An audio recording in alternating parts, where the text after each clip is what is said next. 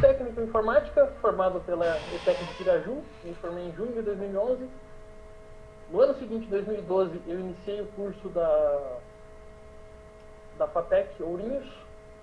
Lá fiquei 3 anos, né, o ano de 2012 todo, o ano de 2013 todo e o ano de 2014 todo, quando eu me formei em tecnólogo em análise e desenvolvimento de sistemas.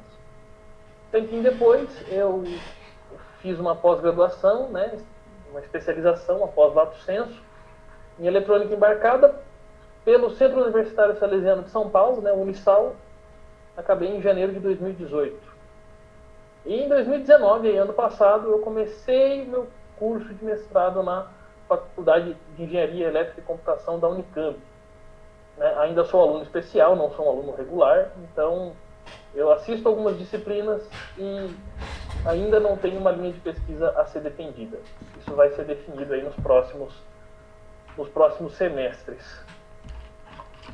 Meu histórico profissional começa lá em Piraju em 2007, quando eu aceitei ser monitor voluntário de TI na escola Taliba Leonel. Lá eu fiquei por 2 anos, né, 2007 e 2008. Depois disso, depois de formado no técnico, eu consegui um emprego na Chiptronic. Lá eu trabalhei como analista de tecnologia, fiquei 8 anos lá. Trabalhei como professor no curso de análise e desenvolvimento de sistemas da Faculdade do Vale Avaré. Fiquei lá 2 anos.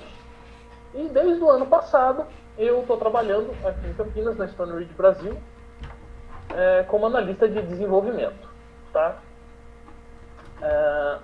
Vamos lá, só para a gente ver aqui o que a gente vai ver hoje. Uma pequena pauta aí. Então, nós vamos ter hoje aí, vou fazer com vocês um breve resumo da última década, né, porque se a gente começar, desde que eu comecei o curso técnico, já se passaram 10 anos. Então, eu gostaria de apresentar algumas coisas que a gente tinha como grande dificuldade lá atrás e que hoje o cenário mudou totalmente. O jeito da gente encarar muita coisa mudou totalmente. Vou falar um pouquinho dos desafios que eu enfrentei no meu primeiro emprego, qual que é a primeira diferença que a gente vê da escola para o trabalho, né?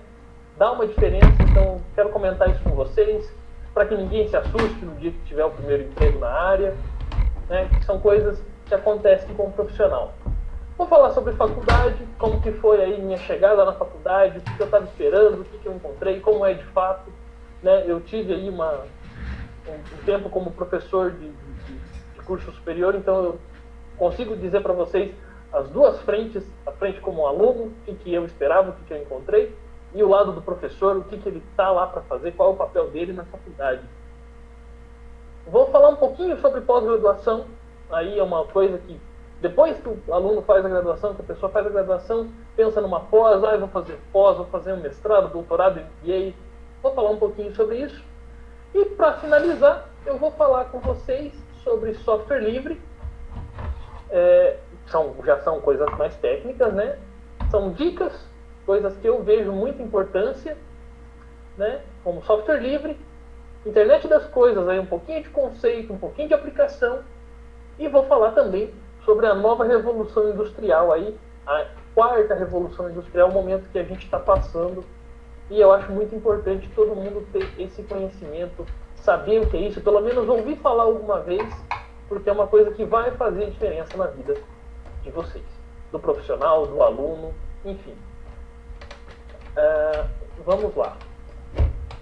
Então, vamos entender primeiro os desafios. Eu vou falar da última década e vou falando das coisas que eu e os meus colegas lá no curso técnico, meus amigos lá no curso técnico, a gente tinha de problema. E a gente enfrentou o problema, conseguiu resolver os problemas, desafios, esse tipo de coisa. Né? Vamos então, só para a gente se situar no tempo aí. 10 anos atrás, lá em 2010, não era muito comum para a gente ver pessoas com smartphone ou smartwatch. Essas coisas, basicamente, ainda eram tidas como itens de luxo, ou muitas pessoas nem sabiam que eles existiam. Né? Os iPhones, os dispositivos Android estavam começando a tomar um corpo, começando a se tornar popular aí entre as pessoas lá fora. No Brasil ia demorar um pouco mais ainda para isso ter de fato uma popularidade relevante. Né? O uso de redes sociais, pessoal, era extremamente restrito. não era como a gente vê hoje, não é como a gente usa elas hoje.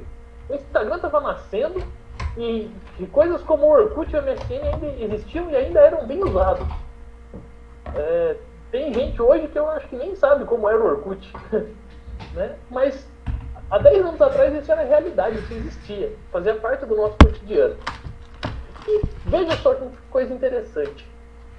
Há 10 anos atrás era muito mais difícil você ter um acesso à internet por alguma coisa que não fosse um computador. Geralmente ele era desktop ainda, não era nem um notebook. Então, o acesso à internet por dispositivos móveis, celular ou coisa do tipo, era muito pouco, muito baixo. E a Lan House, que hoje é uma espécie em extinção, era facilmente encontrada, facilmente vista aí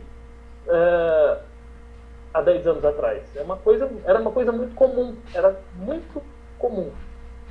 E hoje em dia isso mudou totalmente. Tudo que está aqui é praticamente o contrário hoje. Falando primeiro aí de desafios, então. Em 2010, eu e mais 3 amigos meus, que eram a nossa equipe de trabalhos e estudo aí do curso técnico, a gente foi desenvolver um projeto para a primeira feira tecnológica da ETEC de Piraju. Então, há 10 anos atrás, a gente estava tendo a primeira feira tecnológica e nós íamos desenvolver um projeto. Né? O projeto a gente batizou de Casa do Futuro. O professor Ricardo, o professor Alfredo, o professor João está aí também, não vi ele. Todos eles devem se lembrar desse projeto. Lembra, Ricardo, Alfredo? Sim, lembro. Então, 10 anos atrás a gente desenvolveu esse projeto. Ele era bem simples, bem rudimentar. Era um projetinho de automação residencial. Né? Acender uma lâmpada, apagar uma lâmpada usando o computador. Ele era bem simples. Os recursos de hardware que a gente usou na época era tudo muito simples. Né? E há 10 anos atrás, tecnologias como microcontroladores, computadores de placa única, com sistemas como o Arduino, por exemplo, né? Plataformas como o Arduino, não eram coisas que eram populares, já existiam, mas não eram populares, não tinha uma grande difusão dessas tecnologias, a gente não conhecia elas. Né? E recurso e conhecimento era muito escasso, a gente não tinha uma fonte de informação como a gente tem hoje na internet, canais no YouTube, cursos online, isso não existia. O que a gente usou para construir esse projeto? Né? O que a gente tinha na mão na época. A gente usou um desktop rodando Windows XP, nem a Microsoft quer mais saber do Windows XP, mas a gente usou ele na época. Delta 2010, Delta era do ano. E a bendita porta paralela. Tem gente que nem sabe que isso existe, nem sabe para que serve. Mas eu trouxe imagem, né? Tem fotinhos aqui. A porta paralela é essa porta rosa aqui, meio roxa, sei lá, rosa. E ela foi utilizada durante muito tempo para conexão de impressora. Né? Então, assim, a gente, durante algum tempo foi comum ver isso em notebooks, né? O notebook com porta paralela, porta serial, que é essa outra verdinha que tem aqui embaixo. Por um tempo isso foi comum, mas logo caiu em desuso, porque é um negócio meio grande, não é uma coisa muito portátil, então vai contra aí a proposta do notebook, que é ser um computador portátil. Como que isso funciona? A porta paralela, como o próprio nome sugere, ela é paralela. Então todos os bits do byte, né, vamos lá, um byte tem 8 bits, então todos esses 8 bits ficam lado a lado dentro dos conectores da porta. Né? O pino 2 corresponde ao dado 0 e o pino 9 corresponde ao dado 7. Bit 0 e bit 7 de 1 byte. Todos ali, lado a lado. E eu consigo acionar, colocar um nível lógico 1, ligar bit a bit dessa porta. Foi com isso que a gente fez a nossa automação residencial. Né? Então a gente tinha aqui 8 bits, né? Aqui está errado, tinha que ser de 0 a 7, não de 1 a 7, ok? Mas supondo que isso aqui esteja de 0 a 7, ok, certinho, nós tínhamos aqui, basicamente, o nosso protótipo era isso aqui, essa ligação. Um resistorzinho e um LED. Cada vez que a gente colocava nível lógico 1, esse LED acendia. E foi assim que a gente desenvolveu o nosso protótipo, desenvolveu a interface do software. Para o projeto final, foi uma coisa mais interessante. A gente criou uma interface para acionar relé e poder acionar uma lâmpada de verdade ou um portão de verdade. A gente montou uma maquete muito bacaninha ali, muito bem feitinha para demonstrar esse conceito. Foi esse um dos projetos mais legais que eu já fiz durante um curso, uma faculdade, um técnico. Um dos projetos mais legais, assim, porque foi um desafio muito grande. E isso foi muito bacana para a gente. Quanto aluno, para mim, quanto aluno, e para a equipe, para o grupo de trabalho como um todo. Foi bem bacana. Porque a gente trabalhava muito e trabalhava junto. Então isso era muito bacana, muito importante. Né? Porém, a gente teve um problema.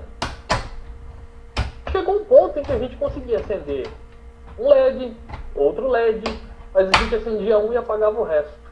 A gente não conseguia controlar individualmente cada um dos bits, aí a gente não sabia como fazer isso.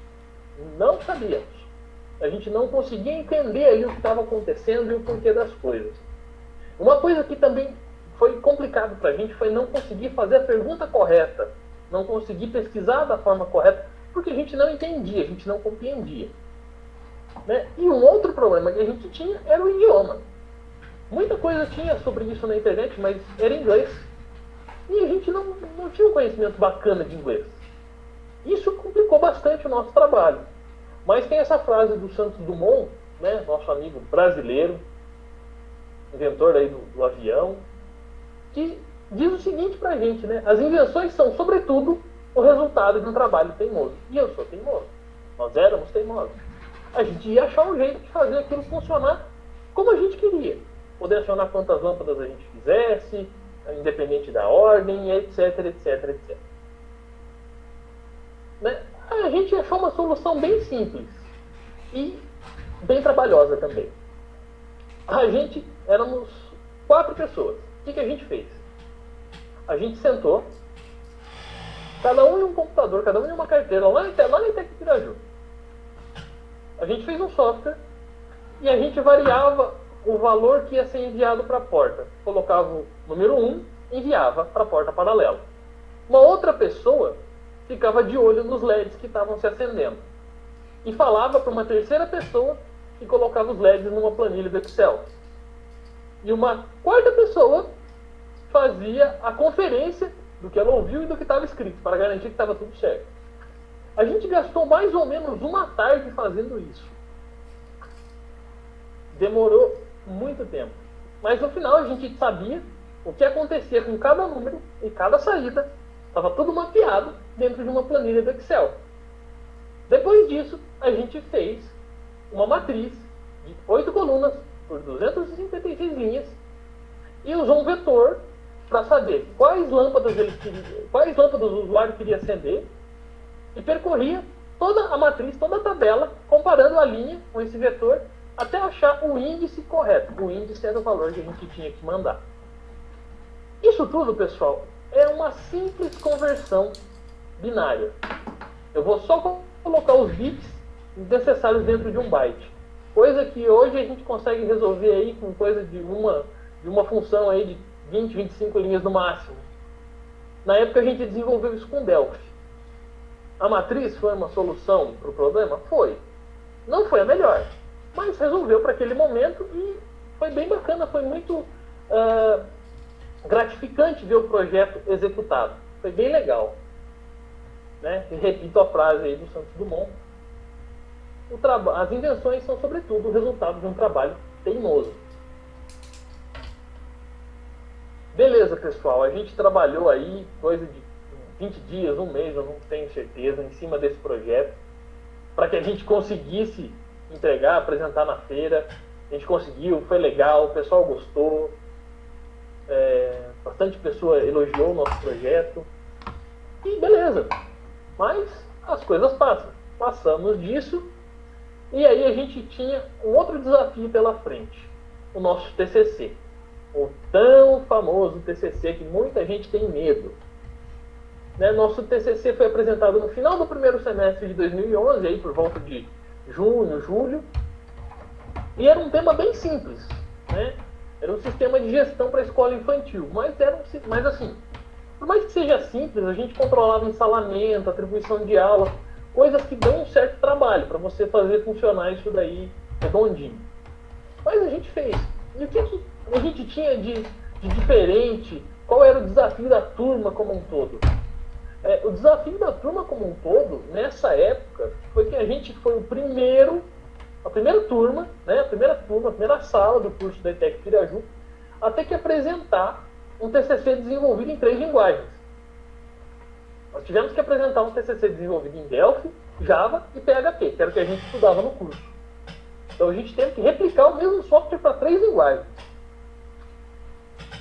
Né? O projeto a gente conseguiu desenvolver integral, todinho, em Delphi.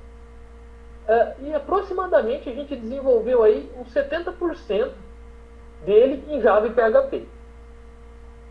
A gente, na época, pesquisou e conseguiu usar alguns recursos que eram bem interessantes, que a gente tinha na mão ali.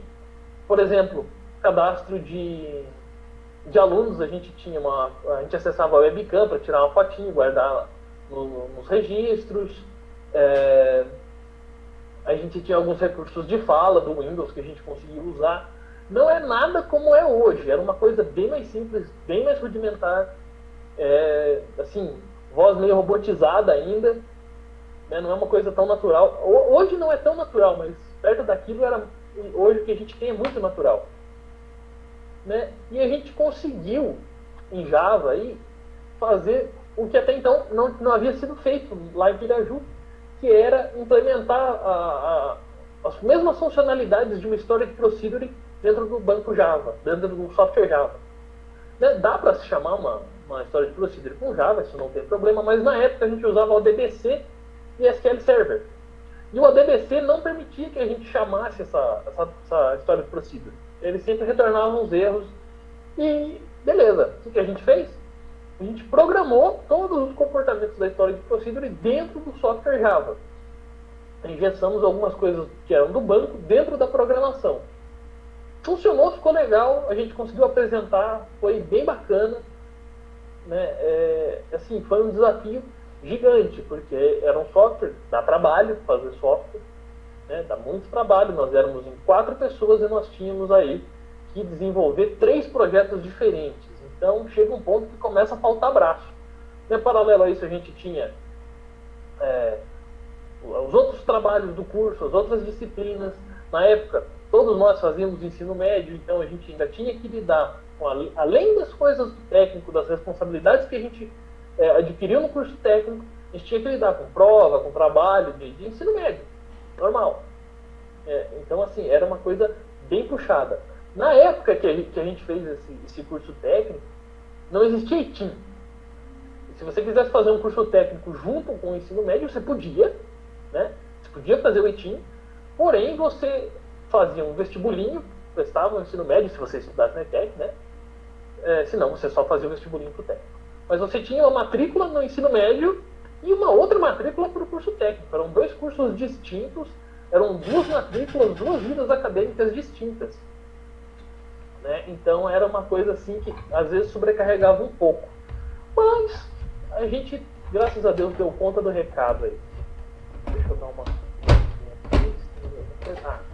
Antes disso, eu só queria lembrar uma frase, deixar para vocês uma frase que um dos professores da banca disse para a gente. Né? A banca que avaliou o nosso trabalho de TCC, o professor no final terminou, falou que o projeto tinha sido bom, tinha ficado bacana. E ele falou assim, que ficou bom porque a gente usou a melhor ferramenta. Aí todo mundo já começou a rir porque achava que ele ia falar do Delphi. Né? Mas na verdade não. Ele concluiu, vocês estão achando que eu vou falar do Delphi, mas não vou não. Né? A melhor ferramenta, a melhor tecnologia que vocês podiam ter usado foi a força de vontade, a curiosidade, o esforço de correr atrás e fazer acontecer. Então, assim, isso foi uma coisa que eu levei comigo, entendeu? A melhor ferramenta, a melhor tecnologia que você pode levar é sempre a sua força de vontade. Então, assim, é uma coisa que ficou gravado, né? Foi bem bacana. seguindo isso daí, falar um pouquinho do primeiro emprego, da faculdade, duas coisas aí que geralmente causam um pouco de medo. Eu participo de alguns grupos em Facebook e sempre vejo muito estudante, muito recém-formado, curso técnico, faculdade, com medo do mercado de trabalho. E não é bem isso que a gente tem que ter dele. 6 meses depois que eu concluí o curso técnico, né, era o final de 2011, eu ia começar a minha faculdade. Ia começar a faculdade, é uma coisa totalmente nova, eu estava lá cheio de expectativa, estava pensando na quantia de desafios e coisas que eu ia encontrar pelo caminho, porque o curso técnico tinha trazido muito desafio para mim, então eu estava numa expectativa muito alta, achando que a faculdade ia me trazer muitos desafios também, do mesmo nível ou mais complicados que o curso técnico, e estava naquela expectativa, aquele hype todo para chegar na faculdade, né? Porém, sempre tem um porém, né? Não é bem assim o papel de um curso superior. A proposta do curso superior, principalmente para a nossa área, é tornar a gente autossuficiente ou menos dependente de alguém, né? Como assim? É fazer com que a gente aprenda a estudar, a pesquisar, né? O professor está lá, ele vai te ajudar, ele vai te ensinar, ele vai te auxiliar. Mas o desafio, se você quiser, se você tiver ali necessidade do desafio, ou de aprender, ou de ir mais fundo, esse primeiro passo tem sempre que partir do aluno. É sempre do aluno que isso deve partir. Em todo lugar, na verdade, não só na faculdade, mas na faculdade é onde isso fica mais evidente. Eu sempre fui uma pessoa muito curiosa, muito falante, perguntava muita coisa. Tem aqui 2 professores meus que não podem me deixar mentir, né? Eu sempre questionei, sempre fui atrás. Então, assim, ter que mudar a ideia de não receber um desafio, ir atrás do desafio, foi uma coisa que ainda, mesmo para mim, que sou uma pessoa que gosto de conversar, gosto de correr atrás, foi uma coisa aí que me deixou um pouco desconfortável. Mas foi a minha realidade, foi uma coisa com a qual eu tive que aprender a lidar. Né? Tem uma frase do Buda que diz assim: toda grande caminhada começa com um simples passo. Então, para que você possa começar, para que você possa aprender ou receber os desafios, dê esse primeiro passo. Vá atrás, né? Pergunte, converse. Isso é sempre muito importante. Em abril de 2012, faziam aí 8 meses mais ou menos que eu estava trabalhando, e surgiu a oportunidade para mim no trabalho de começar algumas pesquisas numa área nova e que, assim, muito interessante para mim naquela época. Essa oportunidade foi uma oportunidade de estudar algumas coisas que hoje se tornaria um dos principais ramos de desenvolvimento de software. Estou falando de aplicativos, pessoal. Exatamente. Aplicativos aqui, o livrinho de Google Android, Ricardo Lecheta. Isso aqui é lá daquela época. É a 2ª edição ainda. Esse da apresentação é a 5ª. Mas o meu ainda é a 2ª edição. Foi o que eu usei para estudar. Eu comprei esse livro, li ele todinho, sem mentira, li todinho. E foi uma experiência muito bacana, porque, assim, basicamente foi a minha primeira experiência autodidata. Né? O que é ser autodidata? É você pegar uma coisa e aprender por conta própria. Então, os aplicativos, a parte tanto de Android quanto de iOS, que eu vinha estudar um pouco mais tarde, coisa de alguns meses depois, eu aprendi por conta própria, lendo livro, assistindo vídeos. Foi uma coisa bem bacana, foi uma experiência muito legal. E, assim, quando você consegue aprender alguma coisa por conta própria, você começa a ver as outras coisas, os outros desafios com outros olhos. É sempre muito importante. Na época, a gente não tinha Udemy para você comprar um curso online relativamente muito barato, com qualidade, em grande parte das vezes, e fazer um curso para aprender. Não existia Udemy. Você tinha um ou outro curso online, mas eles custavam caro. Não era uma coisa acessível como as coisas são hoje. Então, o que a gente tinha aí de mais acessível eram os livros. E foi por onde eu aprendi a desenvolver aplicativos para iOS e para Android. Foi uma experiência muito bacana. Ainda em 2012, eu tive a oportunidade de conhecer algumas coisas aí voltadas com desenvolvimento de software e hardware, né? Que é um segmento no qual, anos mais tarde, eu iria me tornar um especialista.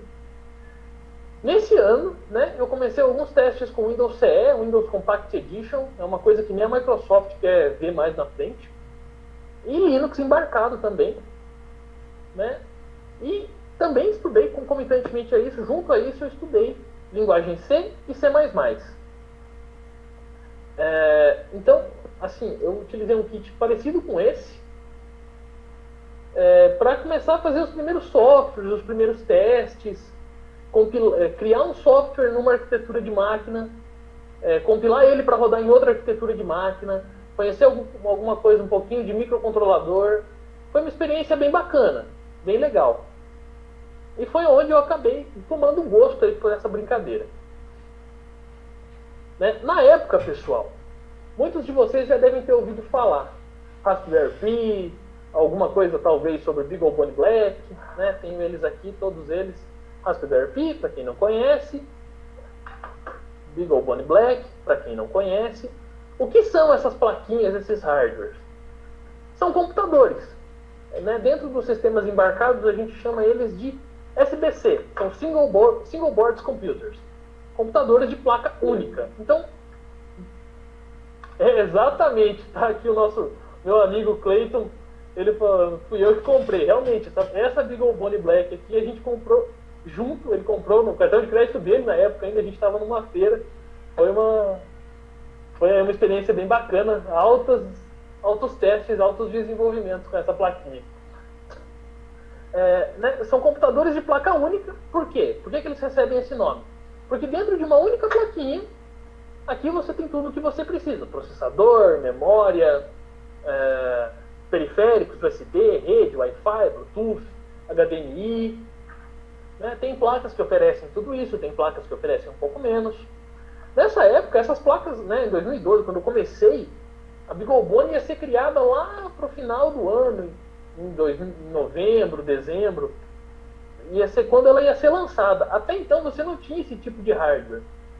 Tanto o BeagleBone Black quanto o Raspberry foram placas que auxiliaram muito no desenvolvimento de sistemas embarcados, porque elas tinham um preço muito baixo. Um kit igual aquele que eu mostrei custava na época coisa de $1.500, né? Os Raspberries e as BeagleBone Blacks vieram custando aí coisa de $300, $400 na época.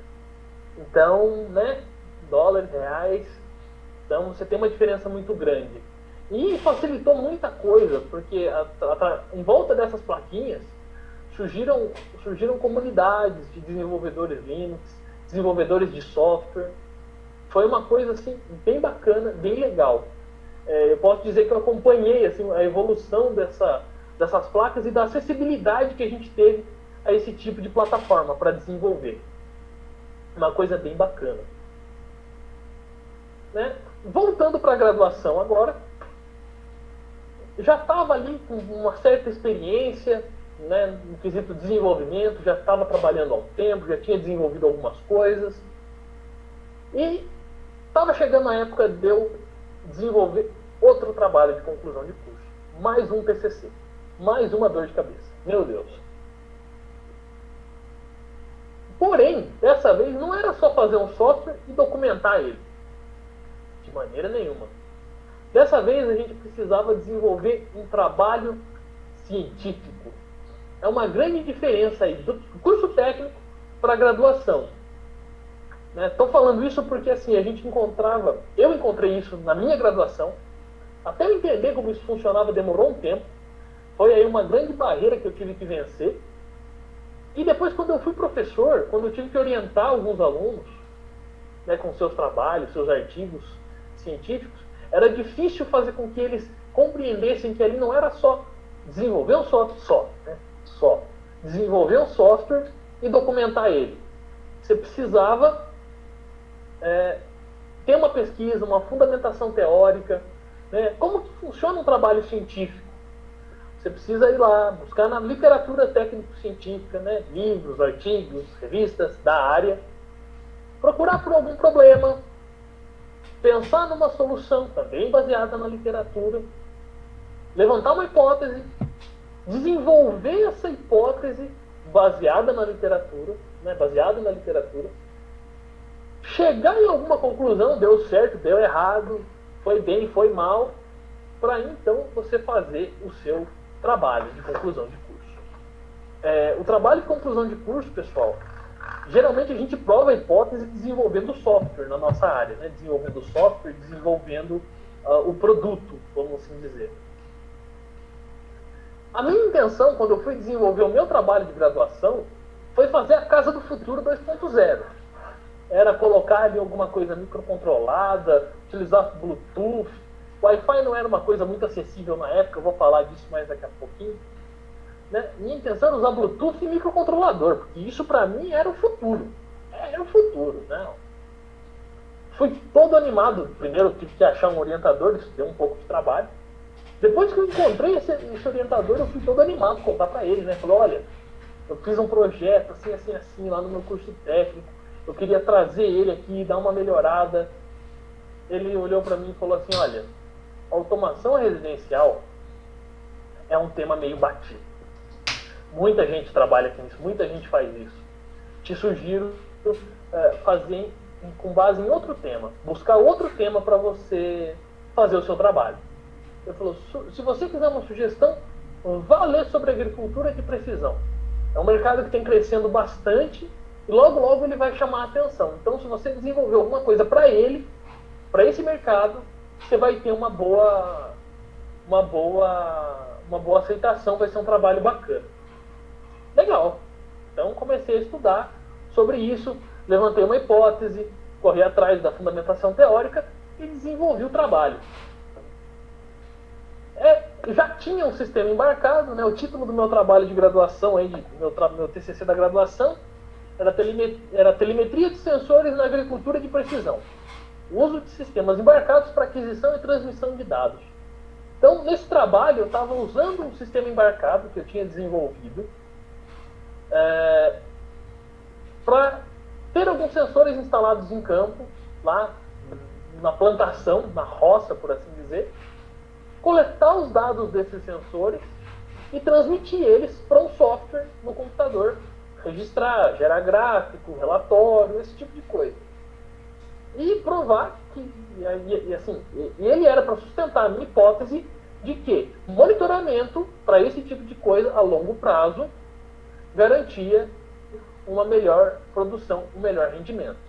Então, baseado na literatura, eu escrevi aqui, tá? Tá aqui ele ainda para lembrar, para guardar de recordação. Esse aqui é o meu TCC da graduação, né? A FATEC exigia pelo menos que a gente encadernasse ele assim, e eu guardo ele para uma recordação mesmo. E tá aí. Isso que vocês estão vendo é o modelo 3D da plaquinha que eu fiz para que ele funcionasse. Tá aqui a execução do protótipo. Não tá lá muito bonito, mas foi o que aconteceu na época. Né? Esse era o protótipo. Eu tinha ali um LCD, onde eu conseguia fazer algumas leituras. Do lado esquerdo eu tinha ali uma interface de rede cabeada. Não dava para ter uma coisa sem fio naquele momento, era tudo muito caro. Interface de rede cabeada e o microcontrolador aqui embaixo. Não foi usado o Arduino aqui. Foi usado outro microcontrolador. Esse aqui era um circuito, uma coisa bem simples, bem rudimentar. Na época eu tinha um conhecimento bem limitado sobre eletrônica e tudo o resto, mas consegui, deu para fazer um trabalho bacana, ficou legal. Esse aqui sou eu e meu pai no dia da apresentação, né, montadinho na maquete ali, todo o painelzinho bonitinho, tinha até um pivôzinho de irrigação que a gente fez uma noite antes, né, uma noite em claro aqui para apresentar o trabalho. Então ali eu com alguns quilos a menos e alguns fios de cabelo a mais. Mas ok, vamos seguindo. Isso aqui foi o dia da apresentação. Logo depois de eu ter sido aprovado pela banca. Graças a Deus A gente passou por isso. Legal, pessoal. Terminando a minha graduação, chegou no momento que, assim, para mim, começava a ser complicado. Eu sempre gostei muito de estudar, de estar por dentro, de conhecer as coisas, então eu não queria ficar só na graduação. Eu não queria ter só uma faculdade, eu queria mais. Só que daí chegou um ponto que eu não sabia o que eu ia fazer, se eu ia fazer um mestrado, uma especialização ou qualquer coisa do tipo. Eu não sabia, não conseguia me decidir. Fiquei indeciso mesmo. Era muita coisa, muitas opções. Né? Então, assim, eu procurei escolher alguma coisa que fosse me dar um conteúdo bacana e me prever, né? me dar a chance de ter uma colocação melhor no mercado de trabalho. Durante 2015, foi um ano depois da minha graduação, eu passei o ano todo fazendo cursos livres. Né? Em 2015 a situação já era um pouco diferente, a gente tinha muito conteúdo online, muita coisa na internet já começou a surgir nessa época. E eu comecei a fazer muito curso online, ler muita coisa, li coisas sobre desenvolvimento web, tecnologia desktop, mobile, algumas coisas da área de sistemas embarcados, para tentar achar aí o que eu ia escolher para minha especialização. Tentei, né? Escolhi, eu vi um pouquinho de cada coisa ali para tentar achar o que eu ia gostar, o que eu ia ter vontade de aprender. Mas uma área me chamou muita atenção, que foi a área de sistemas embarcados. Né? Foi uma boa opção. Quando eu comecei o curso, ainda hoje, a gente tem uma demanda escassa de profissionais no mercado. Ainda faltam profissionais para esse segmento. Então eu vi que, o mercado com demanda com poucos profissionais e muita demanda, é um mercado bacana para a gente atuar, e é uma coisa que eu gosto, então, show. Decidi escolher uma pós na área de sistemas embarcados. Né? Pessoal, vamos lá. Sistemas embarcados não é rádio de navio, não é sistema para rodar em barco, iate, não é nada disso. Tá? Uma vez eu falei para um amigo, ele perguntou, e aí, a faculdade terminou? Terminei. O que você está fazendo agora? Eu falei, estou fazendo uma pós. Meu amigo perguntou para mim, mas que legal, pós em quê? Eletrônica embarcada. Legal, quando eu comprar meu barco eu te chamo para instalar o rádio. Eu sorri, acenei, ok, obrigado, e beleza, segue o barco. Sistemas embarcados, pessoal, são sistemas microcontrolados ou microprocessados dedicados a uma função específica. Ele é feito para aquilo e somente para aquilo. Está presente no nosso cotidiano de todos os jeitos que vocês possam imaginar. A principal função de um sistema embarcado é garantir 3 coisas: precisão, periodicidade, o período em que as tarefas são executadas, e o controle. Ele tem que atender esses 3 pontos para ser um sistema embarcado eficiente. Vamos pensar, por exemplo, todo mundo aqui, ou a maioria pelo menos, tem micro-ondas em casa.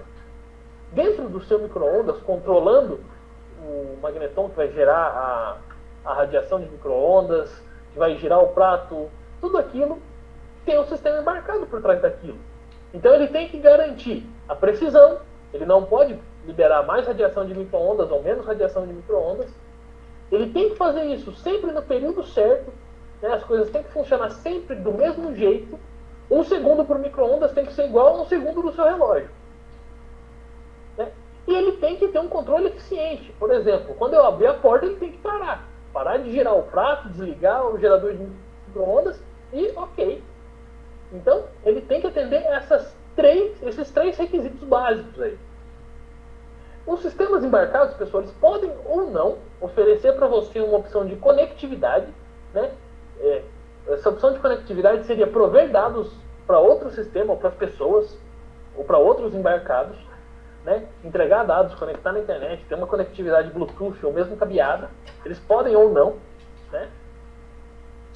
O termo, né, sistema embarcado deriva do inglês Embedded System, que após o início aí que teve, né, o seu uso, aí, sua origem, após o início das pessoas começarem a colocar computadores em dispositivos que podiam ser movidos. Um dos primeiros sistemas embarcados que a gente tem relato aí, né, na nossa história foi o AGC, que é o Apollo Guidance Computer, que é o computador de bordo das missões Apollo. Né? Ele foi um dos primeiros computadores a usar circuitos integrados. Na época, eram processadores e memórias construídos baseados em portas lógicas NOR, e os circuitos integrados foram fornecidos pela Texas Instruments. Né? Isso foi construído lá na década de 60, e um detalhe interessante, a empresa Texas Instruments existe até hoje, no ramo de circuitos integrados e processadores. A BeagleBone Black, por exemplo, utiliza um microprocessador feito pela Texas Instruments. Pessoal, para a gente ter uma ideia aí de como era isso na década de 60, que foi quando o AGC foi criado, né, ele tinha algumas funções assim, bem singelas.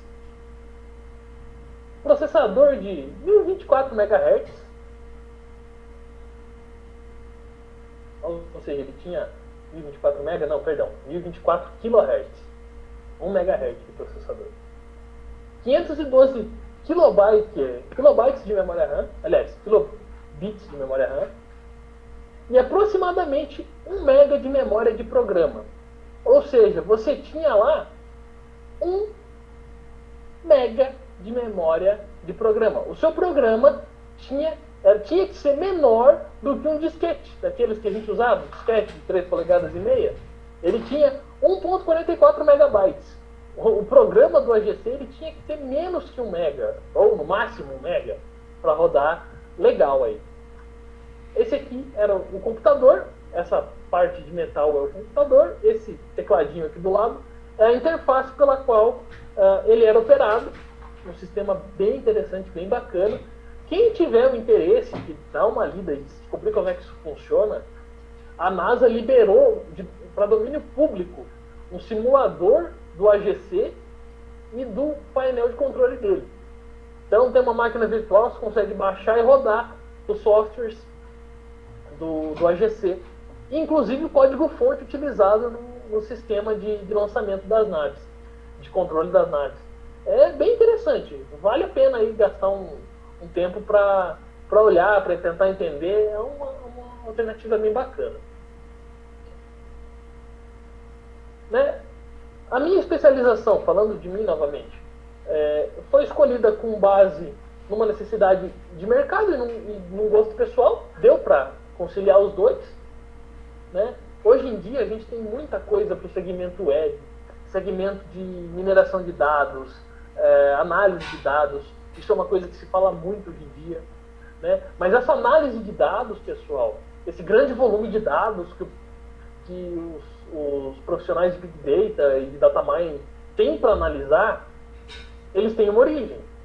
Todos esses dados que eles analisam hoje são gerados pelos sistemas embarcados. Né? O lance hoje é que você está tendo dentro de indústrias, eu vou falar disso com mais calma daqui a pouco, mas você está tendo máquinas dentro da indústria gerando informação. Máquinas que antes eram máquinas que só operavam, estão dando informações, estão gerando informações.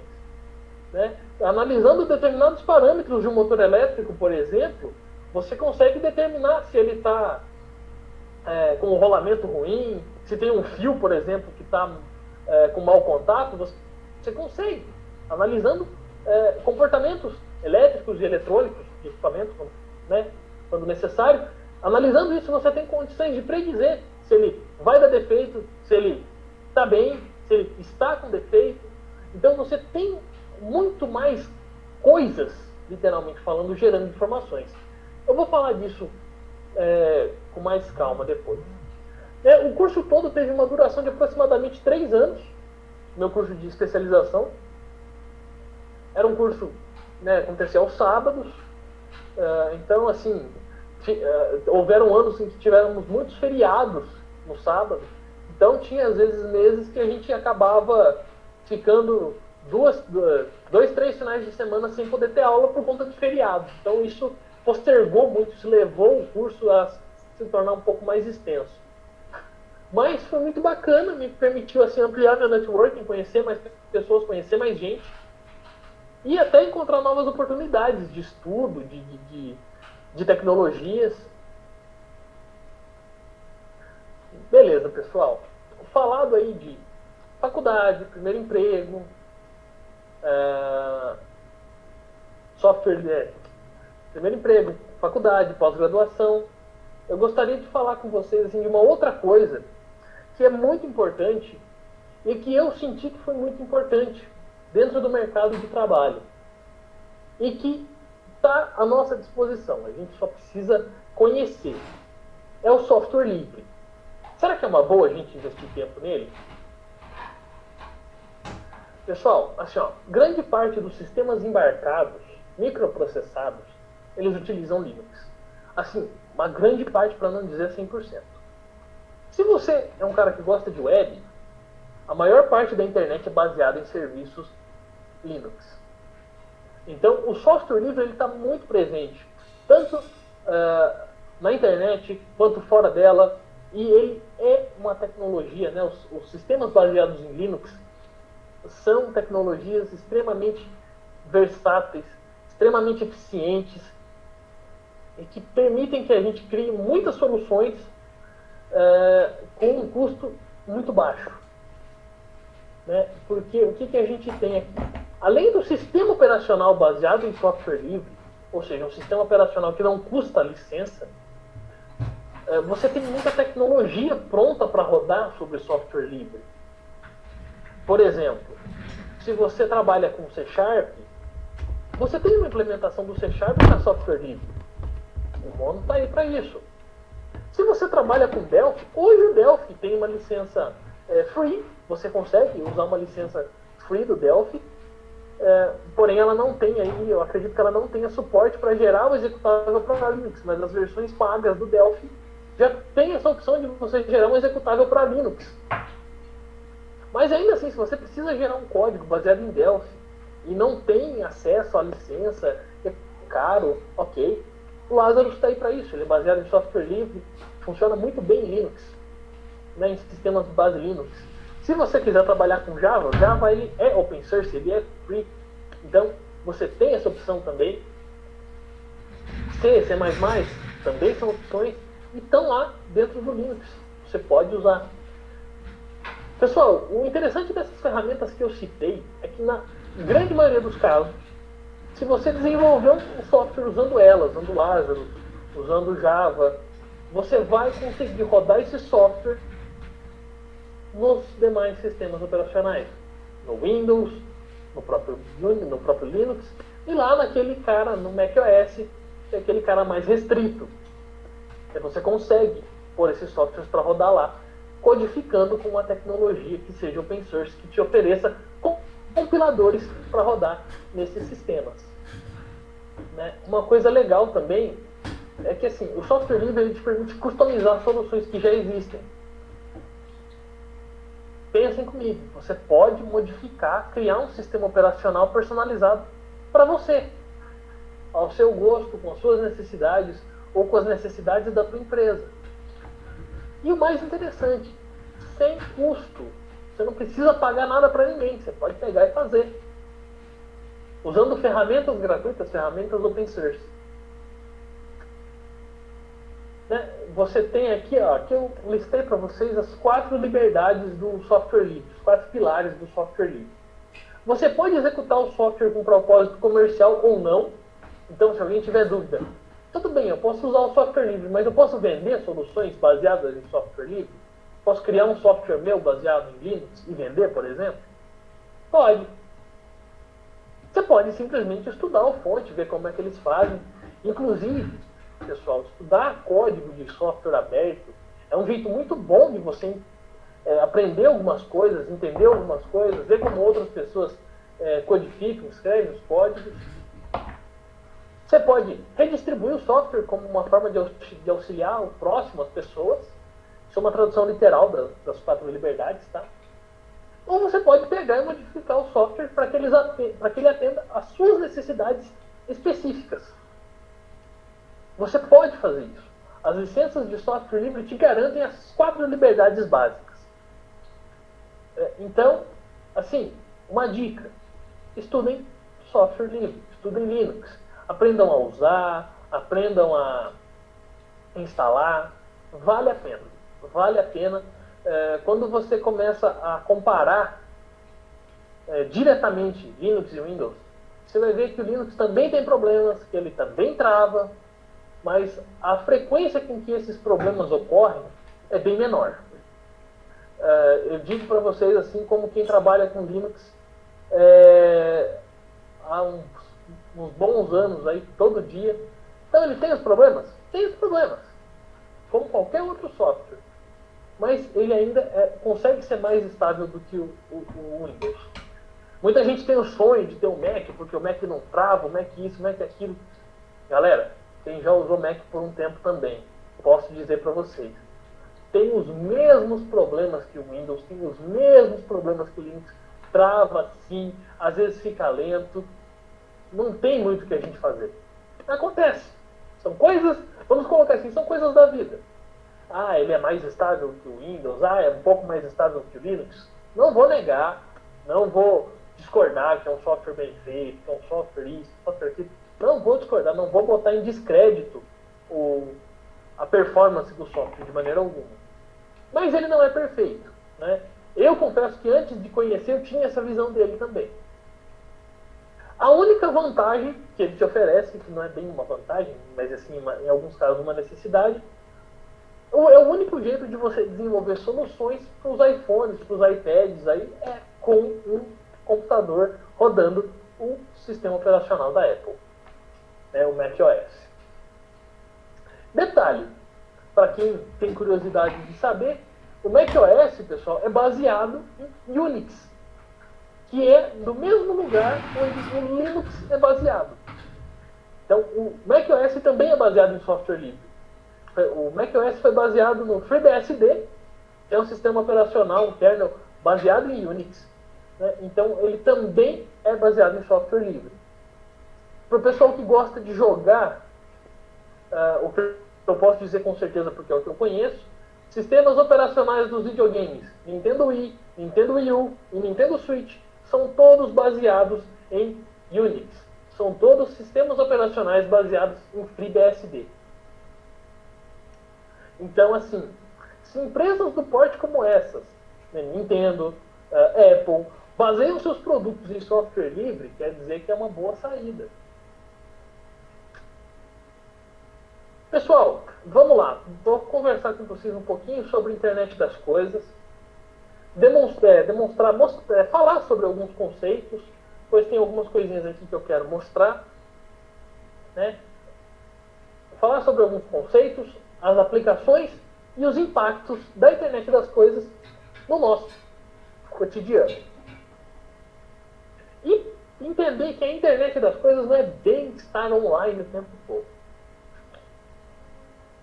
Pessoal, mas para que a gente possa estar aí bem entendido, a internet das coisas não é uma coisa nova, tá? Esse conceito não é uma coisa que surgiu recentemente.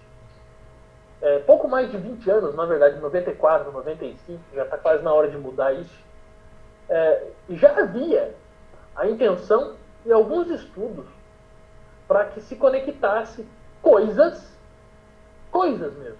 Um ar-condicionado, uma geladeira, uma máquina lá do chão de fábrica, através da internet, com software, conectar uma máquina com software, ou duas máquinas, né? Porém, há 20 anos atrás, o contexto histórico não era nem um pouco viável para que isso acontecesse. Né? A gente não tinha um serviço de internet muito bem consolidado. 20 anos atrás, telefonia móvel não existia. Era uma coisa muito escassa, muito restrita. Né? E muita tecnologia que hoje a gente tem, que é comum, que é popular, não existia há 20 e poucos anos atrás. Né? Para a gente ter uma ideia, a primeira tecnologia que foi associada ao conceito de internet das coisas foi o RFID. O RFID ele surgiu na década de 40, lá na Segunda Guerra Mundial. O RFID foi utilizado dentro dos aviões, né, através deles construiu um aparelho chamado transponder, que eles usavam dentro dos aviões aliados, para que quando uma estação de radar detectasse um avião, enviasse um sinal e recebesse uma resposta desse aparelho chamado transponder, que estava lá dentro do avião, né, para saber se aquele avião era aliado, era do bem, ou se ele era do mal. Se eles precisavam abater, correr para as colinas, entrar embaixo do porão, enfim. Surgiu lá na década de 40. Hoje, 2020, onde que a gente pode achar essa tecnologia de RFID? Bom, se você tiver um cartão com tecnologia de proximidade, um relógio com tecnologia de proximidade, um celular com tecnologia de proximidade, tá aí, seu RFID tá aí. Se você tiver um sem parar no seu carro, o seu RFID tá aí também. Essas tecnologias que surgiram lá atrás, num contexto de guerra, hoje são usadas para fazer pagamento, para liberar a sua passagem dentro do pedágio. Olha como as coisas mudaram, né, em alguns anos. E o conceito da internet das coisas, pessoal, não se trata do envio de comandos através da internet. Não, não é isso. Isso é o conceito de telemetria, telemática. Isso já existe. O conceito da internet das coisas é tornar coisas, objetos, aparelhos, né, mais inteligentes, fazendo eles serem capazes de coletar informações do ambiente ou do seu próprio funcionamento, tomar uma decisão, informar alguém, notificar alguém, ou gerar informação para algum outro software, algum outro equipamento tomar uma ação, tomar uma atitude, né? Não é só você acender a lâmpada.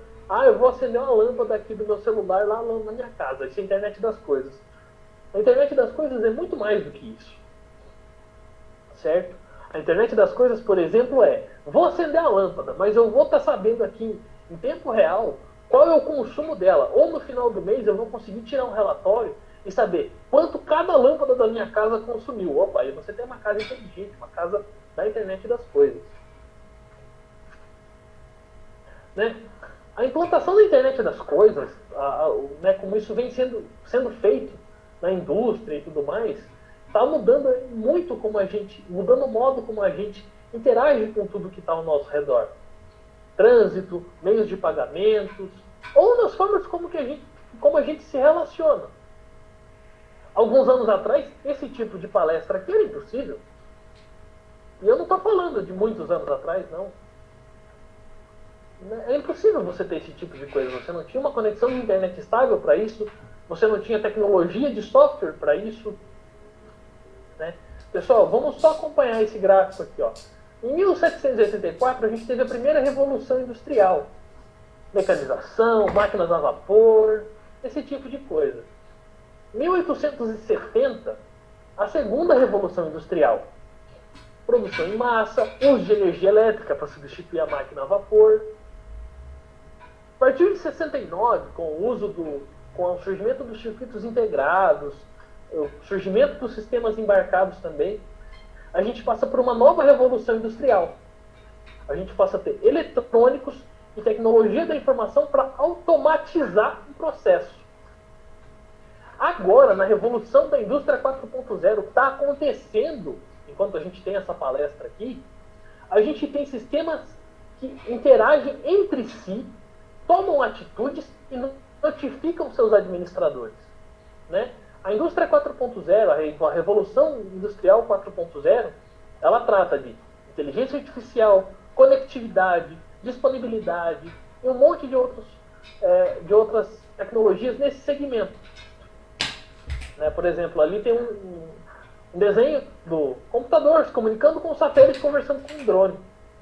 Vocês querem um exemplo mais simples de revolução 4.0, de internet das coisas e conectividade e tudo mais? Alguns anos atrás, não muitos anos atrás, você tinha um aparelho chamado GPS. Você escolhia nele lá a rota mais curta. E ele mostrava no mapa para você a rota mais curta. Só que se todo mundo tivesse naquela rota, tivesse um trânsito, e a rota mais curta, mais rápida, não fosse a mais rápida por causa do trânsito, você estava preso no trânsito do mesmo jeito. Hoje, o seu Waze, seu Google Maps, fala assim para você, ó, esse caminho aqui é mais curto, mas ele está com trânsito. Se a gente desviar por esse caminho, que é mais longo, mas está sem trânsito, a gente chega no mesmo tempo, talvez até antes.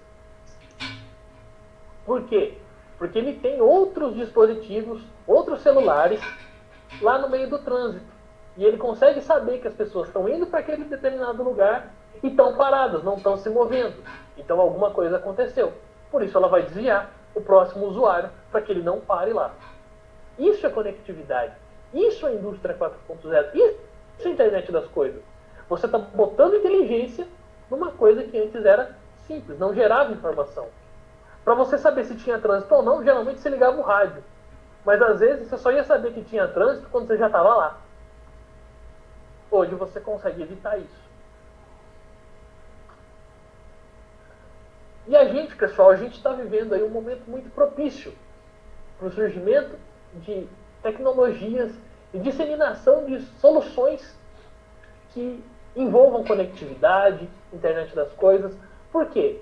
Porque o preço dos componentes para você tornar esses equipamentos, essas coisas mais inteligentes, está ficando compatível com os dispositivos onde eles precisam ou podem estar. Né? O fator principal para a internet das coisas ser uma coisa viável é a popularização dos componentes eletrônicos. Por exemplo, ano passado eu tive uma matéria no mestrado que era sobre robótica. Toda aula o professor falava: agradeçam aos smartphones. Porque o que tem de sensor nisso daqui não é pouco, não é brincadeira. E o consumo em massa de sensores e a produção em massa de sensores, câmeras, acelerômetros, giroscópios, coisas desse tipo, fez com que o preço de tudo baixasse. Com isso, a produção da robótica consegue avançar porque você tem um preço mais acessível. E você consegue criar mais coisas com um custo menor, né? Todo aquele trâmite administrativo e econômico das coisas. Galera, lembra que eu falei lá, quando eu fiz meu TCC, eu tive que usar um dispositivo cabeado, porque era impossível, não dava para usar tecnologia sem fio? Assim, ó, não dava para comprar um módulo Wi-Fi para eletrônica embarcada por menos de R$100. Estou sendo generoso, eles custavam bem mais caro. Né? E como estudante tem muito dinheiro, vocês sabem disso, não tinha como. Né? Mas felizmente a realidade que a gente enfrenta hoje é outra, totalmente diferente, uma realidade muito mais interessante para que a gente possa desenvolver nossas soluções de internet das coisas, de conectividade, de uma maneira muito simples. No final de 2016, uma fabricante de microcontroladores chamada Expressif lança no mercado um microcontrolador que para muitos foi um divisor de águas. Chegava aí pra gente um microcontrolador com Wi-Fi e Bluetooth integrados. Esse é o ESP32. Você pode comprar esse carinha aqui no Mercado Livre hoje por R$40, R$50. Ele é muito barato e tem um poder de processamento muito grande. Ele tem um processador dual-core, ou um núcleo de alta performance e um núcleo de baixo consumo de bateria, de energia, né? Muito bom e muito necessário se a sua aplicação for trabalhar com bateria. Então ele tem um consumo muito eficiente aí de energia. Ele tem um clock máximo de 240 MHz, então ele é bem rápido. Ele tem conexão de Wi-Fi 2.4 GB por até 150 megabits por segundo. Tem uma antena integrada, né? Consegue trabalhar com diversos modos de Wi-Fi.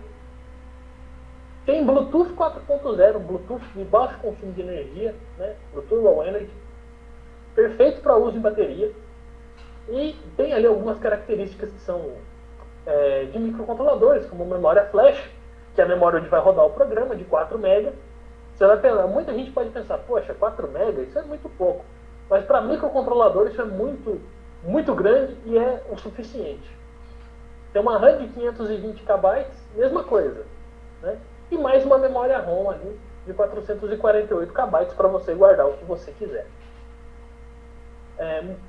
Vocês podem estar pensando, nossa, mas é muito pouco.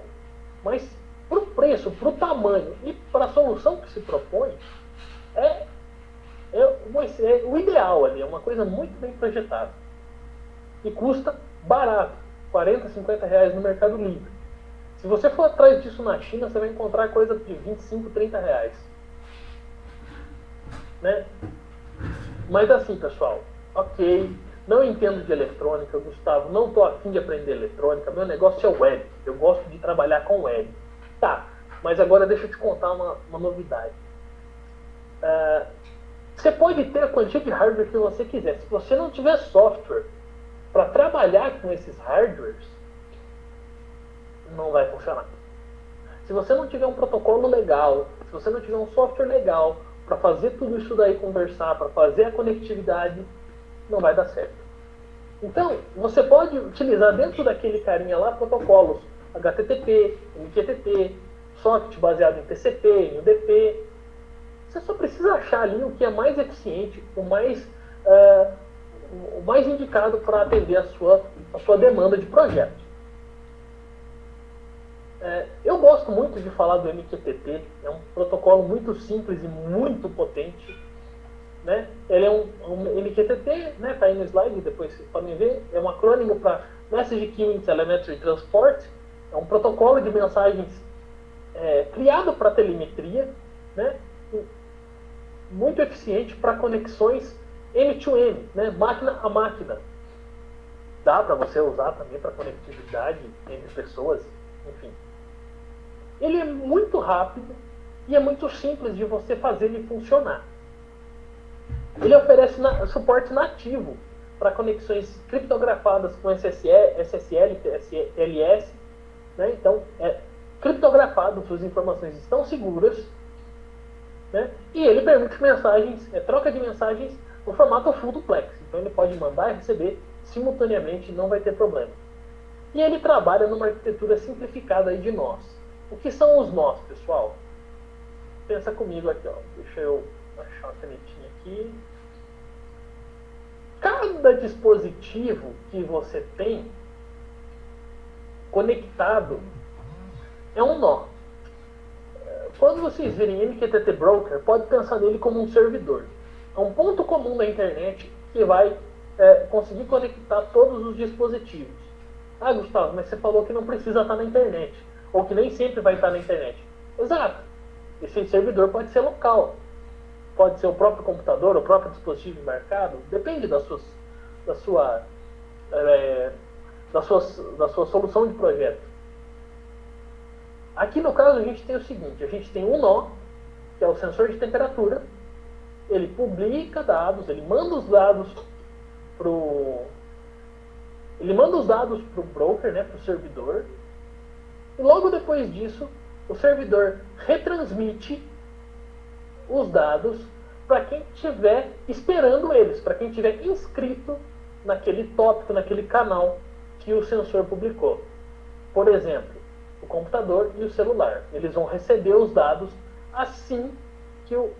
eles vão receber os dados quase que simultaneamente, logo depois que o broker fizer a retransmissão desses dados. Eu tenho um exemplinho aqui, um teste que eu posso mostrar para vocês mais daqui a pouquinho. Funciona muito bem, muito legal. Pessoal, vamos lá. Nós vivemos num momento histórico. Dentre todas as possibilidades que a gente tem para a criação de produtos, utilizando sistemas embarcados ou a internet das coisas, né, a gente consegue ver que essa revolução industrial não vai estar ligada com os meios de produção, ou com a força motriz, ou com o que está operando ela, mas sim o modo como a gente interage com as pessoas, com as máquinas, com os sistemas como um todo. É isso que vai mudar. Ela está sendo mais uma revolução ideológica do que tecnológica, porque ela está te mostrando que você pode interagir, conhecer, atuar de maneiras diferentes das que a gente está acostumado.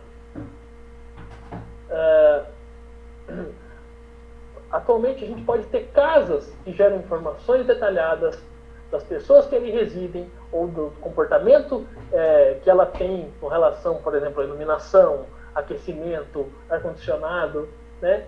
E o chão de fábrica lá na indústria passa a ser a principal fonte de dados de informação das indústrias. Então, assim, o nível mais simples, o que menos tinha, abre aspas, bem grande, importância, né? Não se dava tanta importância ao chão de fábrica, ele passa a ser o ponto onde tem mais... ele passa a ser o ponto da empresa, a parte da empresa que tem mais geração de dados, onde mais tem extração de informação, com a indústria 4.0. Atualmente, para vocês terem uma ideia, eu estava conversando com um ex-aluno meu esses dias atrás, ele trabalha numa usina de cana, e ele estava falando que nessa usina onde ele trabalha, é tudo automatizado, é tudo preparado para a indústria 4.0. A colheitadeira vai lá, planta, registra no GPS onde ela plantou, o tempo não, a plantadeira e colhedeira, a máquina faz as duas coisas.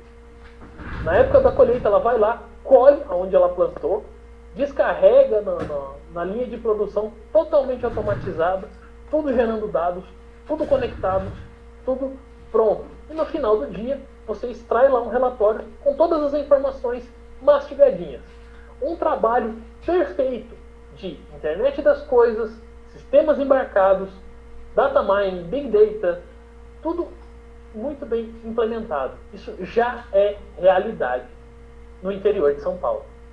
Ele trabalha, se eu não estou enganado, na região de Avaré. Eu não sei exatamente qual a cidade da usina que ele trabalha, mas é ali na região de Avaré, próximo a Avaré. Isso já existe, já é realidade. Certo? Pessoal, muito obrigado pela atenção, pelo tempo que vocês dedicaram aí. Agora eu gostaria de fazer uma breve demonstração, né? Aqui, antes de abrir as perguntas. Vou mostrar para vocês algumas coisas aqui, tá? É coisa simples, bem simples mesmo. Estava falando do SP32, do que você pode fazer e tudo mais. Isso daqui, não sei se dá para ver muito bem, eu espero que dê. Deixa eu parar a apresentação por enquanto. Deixar só a minha câmera. Beleza.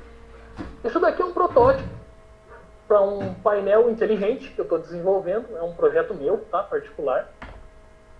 Ele utiliza o ESP32 para parte de microcontrolador, conectividade, Wi-Fi, Bluetooth. Se eu não tiver Wi-Fi onde eu tiver, eu tenho aqui uma opção de um modem 3G, tá? Para fazer a conectividade.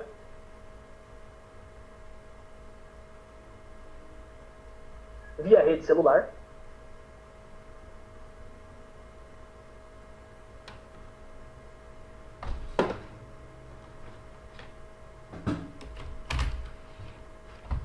Vou lá.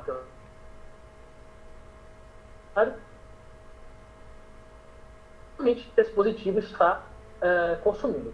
No caso, por exemplo, de um motor elétrico, baseado na corrente que ele consome, eu consigo inferir se ele está funcionando ok, se ele tem algum problema, se ele pode vir a dar algum problema no futuro próximo. O que eu vou fazer aqui para vocês agora é uma demonstração. Aqui o que acontece? Esse carinha está ligado num servidor de MQTT. Eu vou coletar a corrente, eu vou ligar ali daqui a pouco um dispositivo aqui na tomada. Ele vai medir a corrente que esse dispositivo está consumindo e vai enviar. No caso, eu vou receber ela no meu celular e até no meu relógio. Eu tenho aqui um smartwatch com Android, eu vou fazer eles receberem essas informações. Então, 2 minutinhos, eu já volto com as informações. Eu vou só ligar e estou de volta.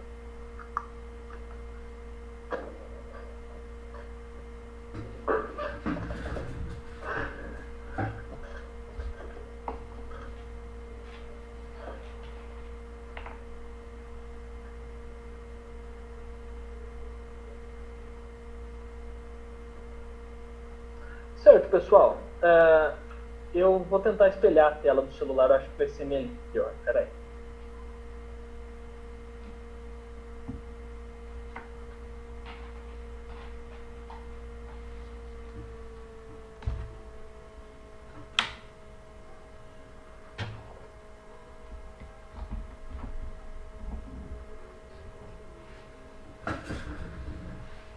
Muito bem, vamos apresentar aqui novamente.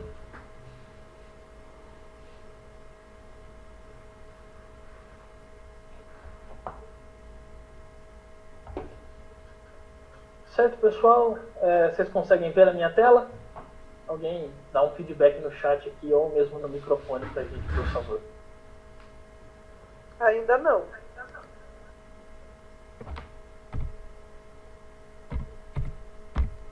Tá. Eu também ainda não consegui ver. Agora. Tá, vamos lá. Acho que agora vai. O Meet ainda está carregando. Agora já deve ter aparecido. Apareceu aí? Agora sim. Legal. Então, vocês estão vendo agora a tela do meu celular. E eu estou recebendo, em tempo real, aí, de forma instantânea, a corrente consumida por, no caso aqui eu tenho um aquecedor ligado àquela plaquinha que eu mostrei. Ele está consumindo aí por volta de 1 ampere, né? 1.10. Eu vou dar uma mexida na regulagem dele. Eu vou diminuir um pouco a temperatura. Vocês vão ver que a corrente vai diminuir também. Olha só que interessante. Eu diminui mais ou menos para metade da potência total dele. E olha só, a corrente está aí por volta da metade também do que estava sendo medido. Eu vou pôr na webcam aqui agora. O relógio eu não vou conseguir espelhar do mesmo jeito, mas eu vou pôr na webcam. Deixa eu só ver aqui se eu consigo pôr de um jeito que vocês consigam enxergar, né? Aqui, olha só. Acho que dá para ver mais ou menos, né? Opa! Então, tá aí, ó. A gente tem 3 dispositivos totalmente diferentes, conectados, trocando informações entre si. Opa. Certo, pessoal? Bom, o que eu tinha para tratar com vocês hoje, para apresentar, para falar, era isso. Agora eu espero ansiosamente pelas perguntas e questionamentos e tudo mais. Por favor, podem fazê-los. Novamente, muito obrigado pela atenção e pela presença de vocês hoje aqui.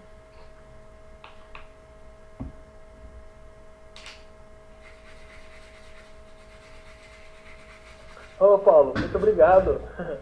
Paulo aí foi meu colega de trabalho durante muito tempo. Valeu, Cleiton. Também, meu colega e meu amigão aí. Obrigado.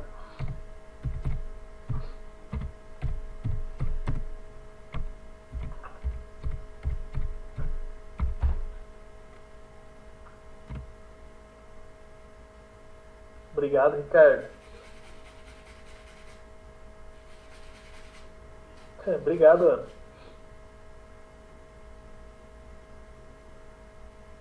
Opa, muito obrigado, pessoal. Pessoal, assim, dúvidas sobre o mundo, assim, o profissional, o acadêmico, dia a dia, pode perguntar, sem medo, tá?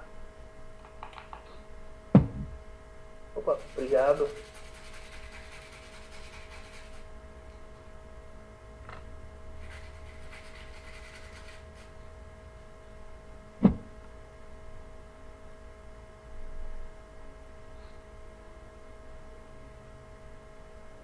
Obrigado, Luiz. Obrigado, pessoal.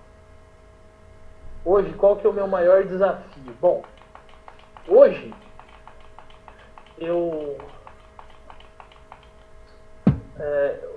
meu maior desafio hoje é o seguinte. Hoje eu trabalho com um time de um outro país. Então, assim, além do idioma, né, ser um desafio, porque por mais que a gente estude inglês, exercite o inglês, ele não é a nossa língua nativa, então tem um problema. Meu maior desafio hoje seria compreender, entender a cultura dos outros países. Lido em parte aí muito com o europeu. O europeu, ele é, de certa forma, um povo mais seco, um povo mais ríspido. Então, assim, vencer essa barreira de que às vezes o cara só tá falando de boa, ele não tá bravo, ele não tá nervoso, não, ele só tá falando com você. Para mim, ainda hoje, é um dos maiores desafios que eu enxergo, assim. É essa barreira cultural que a gente, aqui no Brasil, tem com o pessoal de fora.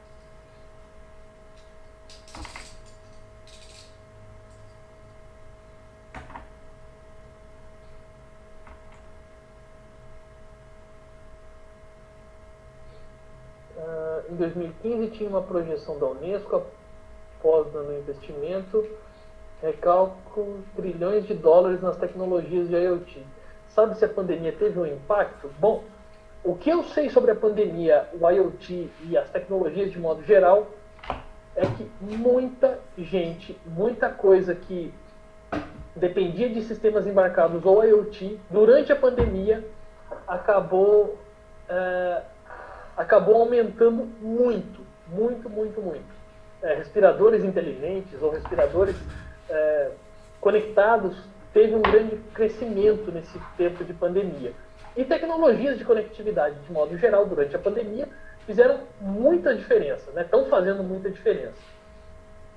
Internet das coisas, qual a projeção para o cenário Brasil daqui a 10, 15 anos? O que podemos esperar do futuro? Bom, uma coisa é fato. Cada dia mais a gente pode esperar coisas do nosso cotidiano conectadas, fornecendo dados, nos provendo dados para o futuro. Para o nosso futuro como usuário, isso é bom. A gente vai ter muito mais informação, muito mais coisas circulando. No nosso modo, assim, porém isso gera um grande problema quanto sociedade.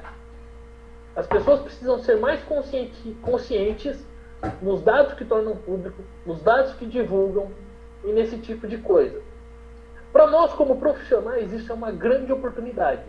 Se você estiver preparado para trabalhar com a internet das coisas e tecnologias de conectividade, tanto do lado embarcado quanto do lado web, você vai ter aí muitas oportunidades de emprego nos próximos anos. Isso é uma projeção certa.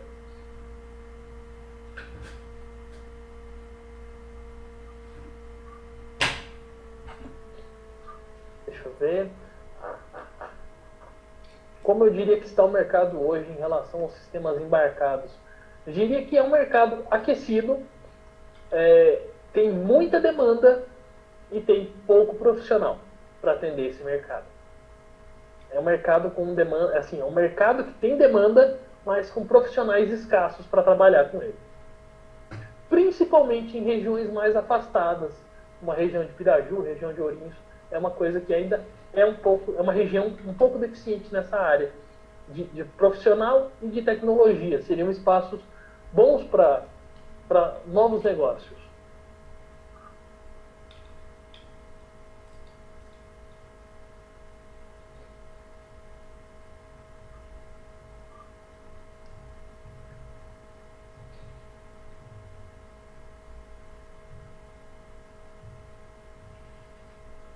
Para quem está começando, qual a sua opinião, a linguagem mais pedida no mercado? Galera, assim, ó, eu vou dar a minha opinião sincera e real com relação a linguagens de programação.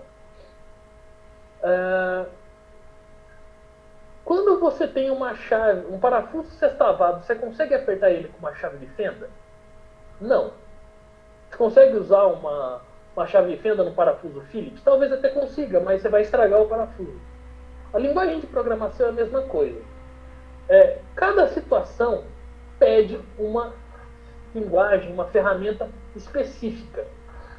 Então, assim, quando eu estava no curso técnico, muito se falava do Java. Não, porque o Java é isso, porque o Java é o futuro, porque o Java é assim, porque o Java é assado. Quando eu cheguei na faculdade, foi a vez do Python. Não, porque o Python é isso, o Python é aquilo, o Python é aquele outro, porque vai ser isso, vai ser aquilo. Depois veio os frameworks JavaScript, os Node da vida, enfim, esse tipo de coisa. Node, React, React Native. Não, porque isso é o futuro, porque é assim, porque agora vai mudar. Galera, então assim, linguagem de programação é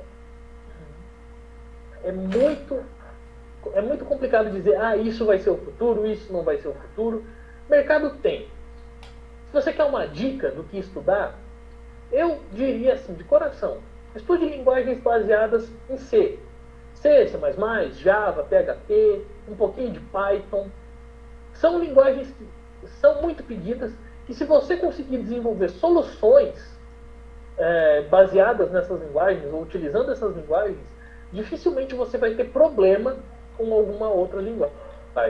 Tá? É a minha opinião com relação a linguagens de programação. Vamos ver, tem mais uma pergunta aqui.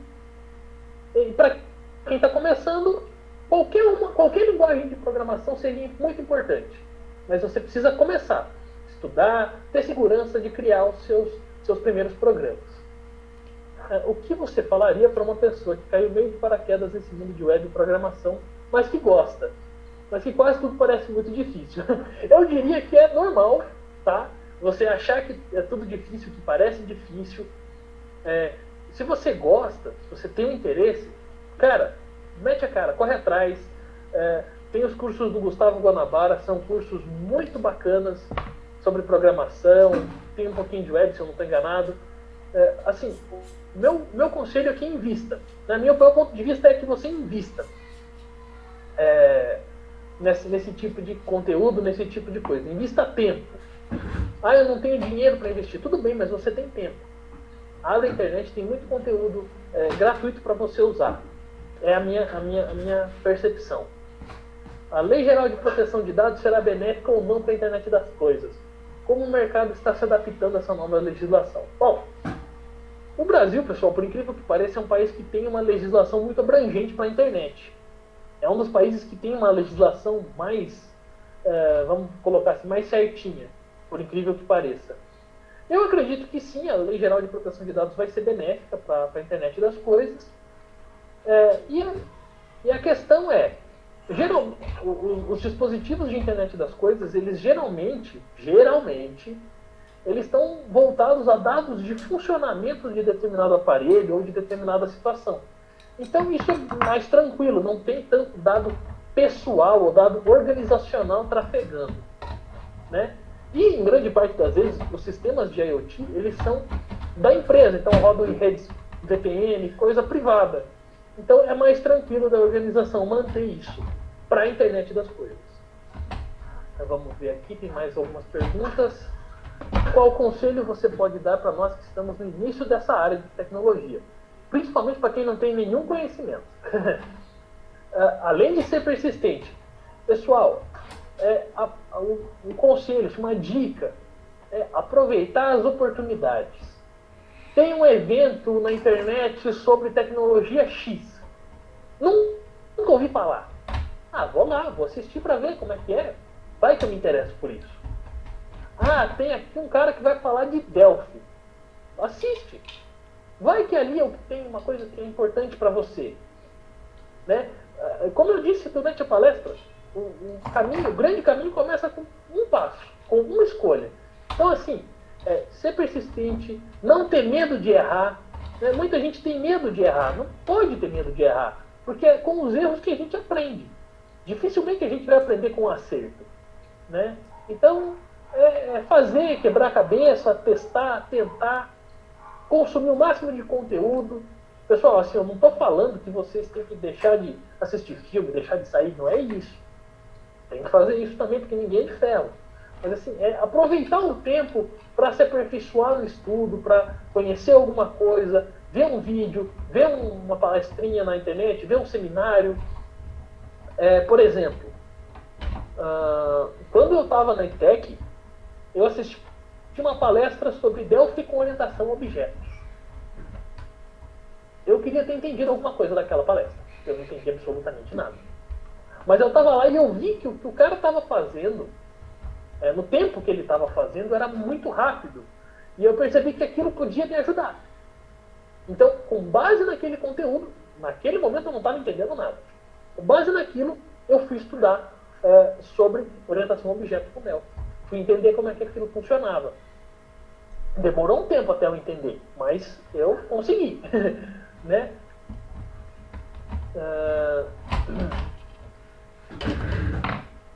Uma outra pergunta aqui é: a internet das coisas possui sistemas que são sustentáveis?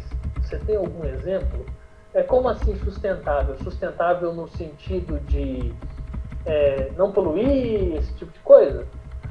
O que eu tenho de exemplo para citar, se for nesse caso de baixo poluente ou coisa do tipo, né, de resíduos e descartes, é que assim, sistemas industriais, geralmente, né, onde são aplicados os dispositivos de internet das coisas, eles têm uma vida útil aí mínima de 10 a 15 anos. Então, o resíduo gerado dentro de 10 a 15 anos é baixo. E aqui no Brasil, que eu saiba, ainda não está vigente essa legislação. Mas na Europa e nos Estados Unidos, você não pode ter placas de circuito construídas com chumbo. Tudo deve ser livre de chumbo e metais pesados, para que não tenha um impacto ambiental muito grande. Né? Sempre que você pegar uma placa e você vê um símbolo assim, um PB, barra como proibido do PB, quer dizer que ele é livre de chumbo. Ela não tem chumbo na construção. Então, ela é livre de metais pesados e de chumbo de modo geral. Certo? Isso é uma coisa, é lei. Você não pode lançar um produto eletrônico nos Estados Unidos ou Europa, e Ásia também, com chumbo nas placas. Ou metais pesados.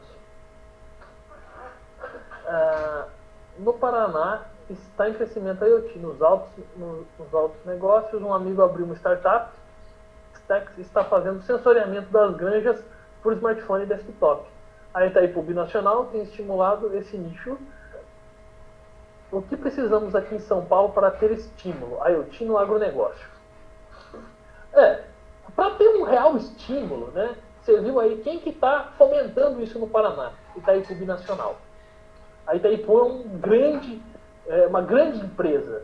Ela tem um grande impacto. Então, o que ela fala tende a ser observado. No estado de São Paulo, para que a gente tenha um estímulo, querendo ou não, a gente vai precisar daí de um cenário político um pouco diferente. A gente vai precisar de políticos que tenham interesse em estimular esse tipo de coisa. Ou grandes empresas privadas, grandes organizações que tenham o interesse em investir nisso. Né, para que isso tome força. Isso existe, né, porém precisa que tome força, que seja mais, como eu disse aí, estimulado. Né?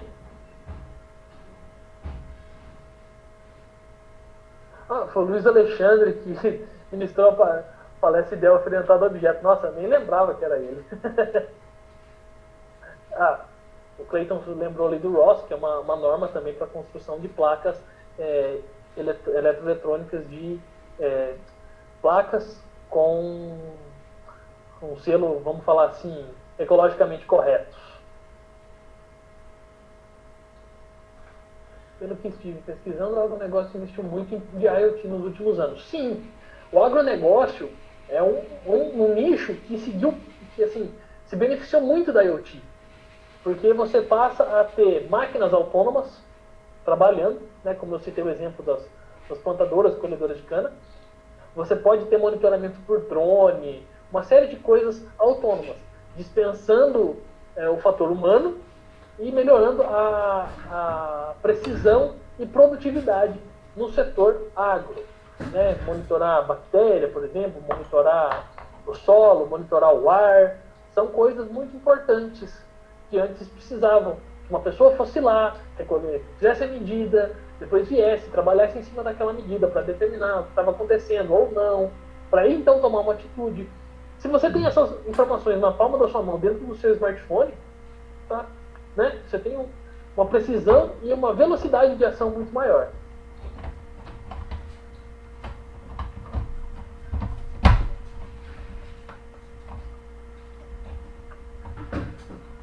Vamos ver mais.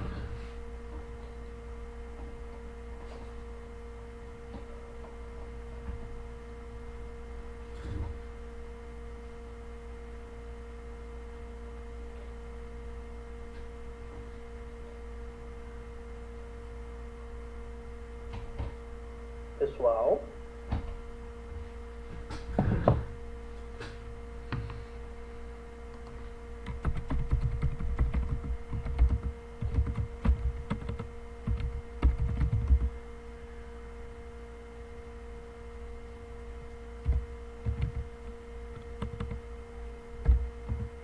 Vamos lá. O curso de GT pela Itaipu fiquei incubado com um $board. Eu era diretor de tecnologia da Centromaker. Terminamos a placa, mas na hora da execução o senhor sumiu do mapa. Se tivesse uma lei mais rápida, mais rígida, poderia ter evitado o golpe. Talvez. É uma coisa difícil de dizer. Tudo que envolve legislação, trâmites legais, é realmente assim, bem complicado. Porque ontem eu estava lendo uma notícia que o processo movido pela Princesa Isabel terminou de ser julgado esse mês, agosto. Né? Então, assim, falar sobre legislação é uma coisa complicada. Eu, francamente, não tenho condições de opinar sobre leis. Né? Será que se a lei fosse mais rígida teria se cumprido? Não tenho certeza.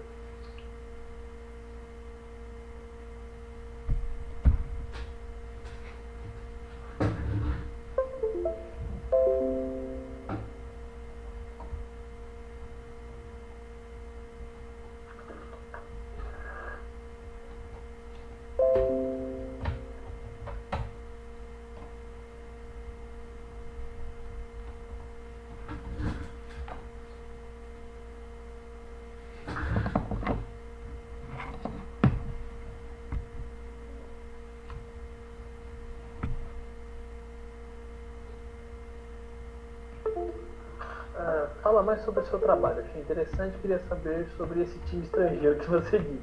É uma equipe de programadores? Sim. Eu presto serviços aqui no Brasil, mas é um time misto.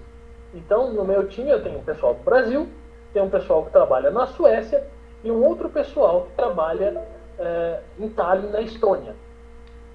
Na Estônia a gente tem um time de teste. Então, assim, são 3 bases operacionais com 3 times diferentes. Na Suécia, até pouco tempo atrás, nós tínhamos trabalhando com a gente um alemão. E, assim, os alemães, eles têm um jeito muito diferente de falar e de se expressar. Eles pendem muito a ironia, mas às vezes não é maldade, é simplesmente o jeito do cara. Então, assim, isso é muito diferente. Uma coisa bacana também é ver como eles codificam, como eles estruturam as coisas. É um jeito bem diferente do que a gente está acostumado de ver aqui em terras tupiniquins. Mas é bem interessante mesmo, assim, essa questão cultural, essa troca de informações que a gente tem, assim, é muito bacana. Isso foi uma das coisas que eu achei mais legal. E a gente tem interação direta, diária, reuniões diárias, trocas de informações, e-mails, etc, todo dia, a semana toda. Aqui para a região de Avaré, qual o segmento que você vê maior probabilidade de crescimento para se investir na área da web? Bom, na web, você não precisa ficar limitado à sua região física, né? À sua região geográfica. Então, assim, minha opinião, minha visão, softwares de gerenciamento que ofereçam possibilidade de conectividade com outros equipamentos, outros softwares, são sempre uma boa opção. Uma boa opção é sempre permitir ou viabilizar integração entre sistemas. Isso é sempre uma boa saída. Para você trabalhar com web, com mobile, com desktop, com embarcados. Hoje em dia, a palavra-chave para você ter assim, um diferencial do seu produto é sempre pensar em conectividade, em interatividade e integração. Foi difícil conseguir? Como você resolveu os problemas que surgiram? Calmo ou não? Bom, relativamente não foi muito difícil. Eu deixei alguns currículos pela cidade, pouco tempo depois fui chamado para entrevista, fui aprovado, comecei a trabalhar. Como que eu resolvi os primeiros problemas que surgiram? Calma. Por fora podia parecer que eu estava muito calmo, mas por dentro eu estava muito nervoso. infelizmente, são coisas que acontecem com a gente. A gente vai ter que aprender a lidar com isso uma hora ou outra. Né? Uma pressão externa, um medo de trabalhar com uma coisa que às vezes você não viu. Mas geralmente nessas situações, né, o que muitas pessoas, eu lembro na época de faculdade, quando eu, né, contava que já trabalhava na área, tal, o pessoal vinha e me perguntava assim, viu, mas lá no seu trabalho, você pode pedir ajuda ou você não pode pedir ajuda? Assim, pessoal, é uma coisa normal. Você chegou num lugar há pouco tempo, você tem pouca experiência, você precisa de alguma ajuda, é normal você pedir alguma ajuda, alguma coisa para uma pessoa mais experiente, para um programador mais experiente, alguém que está ali há mais tempo que você. Né, os problemas, eles surgem, às vezes com tempo de você resolver, às vezes precisam de uma solução mais rápida, mas a estratégia é tentar se manter calmo, nem sempre dá certo, e tentar pensar e resolver o problema. Foi bem difícil foi bem difícil assim, conseguir controlar o meu temperamento, o meu jeito, né, assim, me manter calmo sobre situações assim, de pressão, mas foi coisas que eu fui aprendendo com o tempo, né, dia após dia, lidando com coisas e coisas. É mais ou menos assim. E na maior parte das vezes com a ajuda dos colegas, conversando, trocando ideias. Diálogo é sempre uma ferramenta muito importante, que a gente precisa sempre, todo dia, exercitar cada vez mais. Não pode colar do coleguinha, Cleiton. Não pode.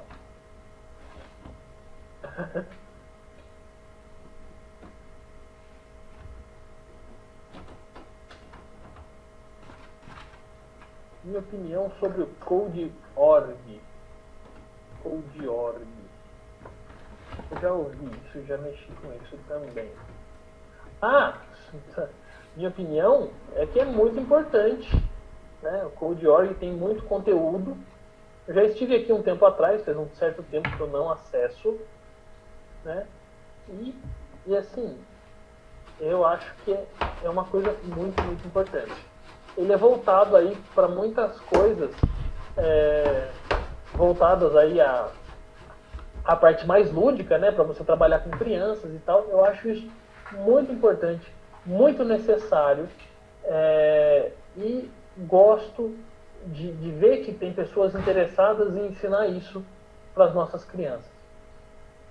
O único problema que a gente tem é que, infelizmente, nem todos os lugares, nem todas as crianças, né, nem todas as escolas podem dar um apoio aí para um projeto como esse, para sustentar atividades como essa. Infelizmente, a nossa realidade ainda não nos permite manter isso muito sustentável. Opa, o Jonathan falou que vai sair. Muito obrigado. Gostou da palestra. O Robson também. Obrigado. Eu que agradeço. Boa noite aí para quem precisou sair. Alguém mais, pessoal? Tem mais alguma coisa para perguntar? Sem medo, pode perguntar.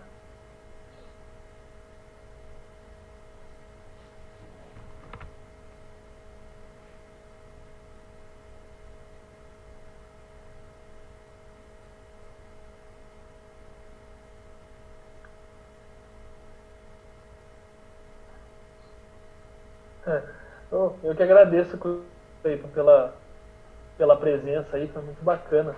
Obrigado mesmo. Graziela também agradecendo, muito obrigado. Fico muito contente que vocês tenham gostado. E se tiver algum assunto que de repente vocês queiram saber mais ou explorar mais, a gente pode marcar uma outra palestra. Vocês me falam com os professores, queria que ele falasse sobre tal coisa.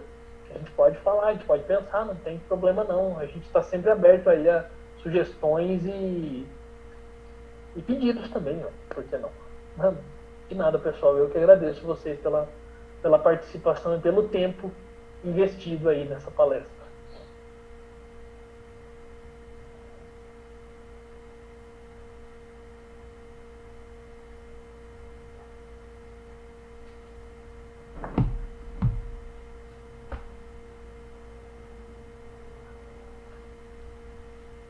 Valeu, Vitor. Obrigado. Muito contente que vocês tenham gostado. Boa noite.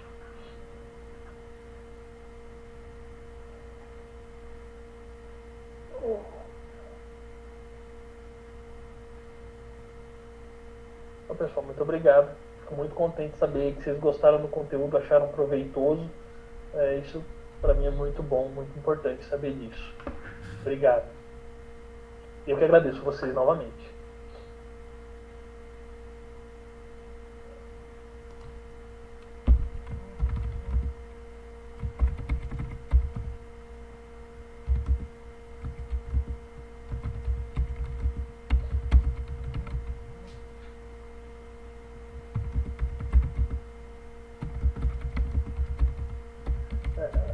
Pessoal, assim, se alguém quiser ainda perguntar mais alguma coisa, né, falar, mandar alguma coisa, às vezes privado, não quer comentar aqui, o meu e-mail está na palestra, depois eu posso deixar ele aqui no chat também, tá? Eu olho esse e-mail diversas vezes por dia, então se alguém quiser depois conversar alguma coisa, pode me encaminhar um e-mail, por favor, não se sinta envergonhado. Pessoal, alguém mais tem alguma pergunta, alguma colocação? Se não tiver, acho que a gente pode encerrar, né?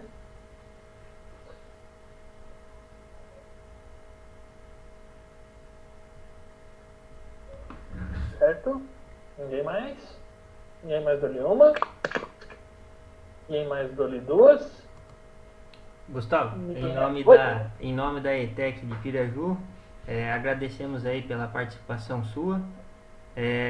Assim que passar essa etapa da pandemia aí, a gente quer convidar você pessoalmente aí quando você estiver disponível aí para participar lá e dar uma palestra presencial. E novamente claro. A gente abre para as outras ETECs aí que quiser fazer a visita para a nossa escola aí. E muito obrigado pelo conteúdo, pela experiência que você passou pro pessoal, que você tem aquela trajetória começada do zero, né? Encarou o técnico, foi para graduação, desenvolveu projetos aí a fim de evoluir, procurou se esforçar para ganhar mais conhecimento na área de tecnologia, e o que deixa o profissional cada vez mais rico é essa força de vontade, esse empenho, a dedicação mesmo. E você desde do período do curso aí, que estudou conosco, né? Você demonstrou bastante isso daí. E a maior alegria nossa era proporcionar um desafio e vocês apresentarem um resultado final bacana. Então eu agradeço você aí pela palestra, e se quiser encerrar, fica à vontade. Muito obrigado. Pessoal, eu que agradeço, né, a todas as ETECs presentes, a todos os alunos presentes, aos professores. Muito obrigado. Estou sempre à disposição, sempre que precisarem de mim. Muitos aí têm meu contato, meu telefone, meu e-mail. Só me chamar aí e a gente conversa, a gente bola um conteúdo, a gente troca uma ideia, sem problemas, sempre que for preciso, sempre que for possível. Pessoal, novamente eu agradeço pela presença, pelo tempo e muito obrigado, pessoal. Boa noite, bom fim de semana a todos. Se surgiu alguma coisinha ou outra, tem uma dúvida, lembrei, queria ter perguntado, encaminha no e-mail e a gente conversa. Tá bom? Quem quiser ver alguma coisinha ou outra sobre tecnologia, dá uma olhadinha no meu site. Tem alguns tutoriais, algumas coisinhas bacanas lá, uns posts sobre videogame antigo. Dá uma olhada lá. Pessoal, muito obrigado. Opa, qual site? Estava na palestra, vou pôr aqui. Deixa eu pôr.